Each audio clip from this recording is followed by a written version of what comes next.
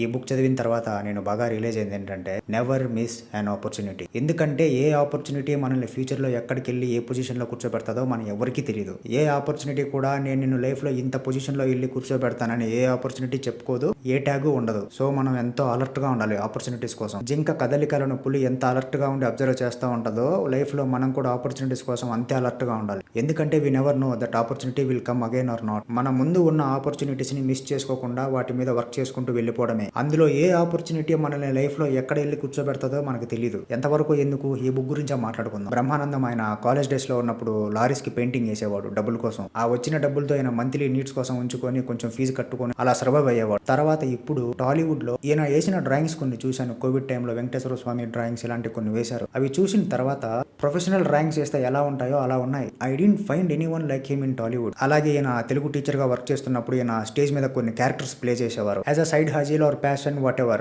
ఒక రోజు ఈయన ఫ్యామిలీ ప్రాబ్లమ్స్ వల్ల హైదరాబాద్కి వెళ్తే అక్కడ వాళ్ళ ఫ్రెండ్ సర్కిల్ నుంచి కావచ్చు, లేదంటే వాళ్ళ ఫ్యామిలీ సైడ్ నుంచి కావచ్చు, ఎవరో టాలీవుడ్ నుంచి వచ్చిన ఒక వ్యక్తి ఈయన చూసి ఈయన వర్క్ ని చూసి ఈయనకి మూవీస్ లో ఛాన్స్ ఇచ్చారు. తర్వాత the rest is history, no looking back. ఈయన దగ్గర ఉన్న ప్రతి ఒక్క ఆపర్చునిటీని యూస్ చేసుకుంటూ వచ్చారు. తెలుగు టీచర్ గా వర్క్ చేస్తున్నప్పుడు ఈయనకు తెలియదు ఆయన క్యారెక్టర్ స్టేజ్ మీద ప్లే చేసేటప్పుడు ఆ వర్క్ ఆయన టాలీవుడ్ లోకి తీసుకొస్తుందని.